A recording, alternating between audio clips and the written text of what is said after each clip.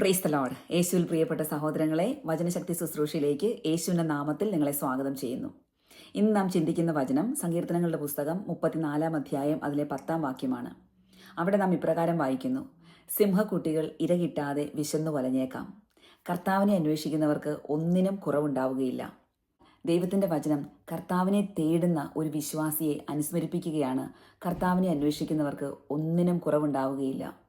ജീവിതത്തിൽ സഹനങ്ങളോ ബുദ്ധിമുട്ടുകളോ ഈ ലോകത്തിലുള്ള പ്രശ്നങ്ങളോ ഒന്നും അഭിമുഖീകരിക്കേണ്ടി വരില്ല എന്നല്ല പറയുന്നത്.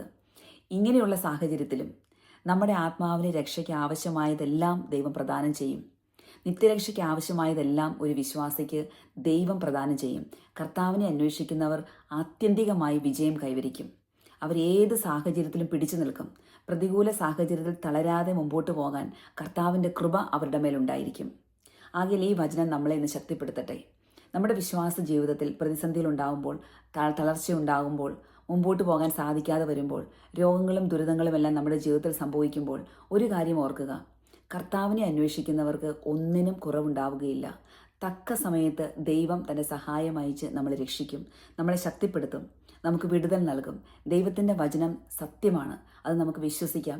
ആകയാൽ എൻ്റെ പ്രിയപ്പെട്ട സഹോദരങ്ങളെ, ലോകത്തെ ആശ്രയിക്കാതെ, ലോകത്തിൻ്റെ ശക്തിയിൽ വിശ്വസിക്കാതെ, ദൈവത്തിൻ്റെ ശക്തിയിലും ദൈവത്തിൻ്റെ കരുണയിലും ആശ്രയിച്ച് ഒരു വിശ്വാസ ജീവിതം നയിക്കാൻ നമുക്ക് ശ്രമിക്കാം.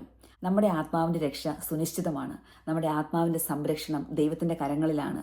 ആകയാൽ എൻ്റെ പ്രിയപ്പെട്ട സഹോദരങ്ങളെ, ലോകത്തിൻ്റെ ശക്തിയിലോ ലോകത്തിൻ്റെ ബുദ്ധിയിലോ ലോകം തരുന്ന വാഗ്ദാനങ്ങളിലോ ആശ്രയിക്കാതെ പരിപൂർണമായി ദൈവത്തിൽ ആശ്രയിച്ചുകൊണ്ട് ദൈവകരങ്ങളിലായിരിക്കാൻ നമുക്ക് ശ്രമിക്കാം. നമുക്ക് ഈ വചനത്തിൽ വിശ്വസിക്കാം. ദൈവത്തിൻ്റെ ആത്മാവ് നമ്മളെല്ലാവരെയും ശക്തിപ്പെടുത്തട്ടെ, വചനശക്തിയാൽ നിറയട്ടെ. ദൈവം നമ്മളെല്ലാവരെയും അനുഗ്രഹിക്കട്ടെ. ആമേൻ.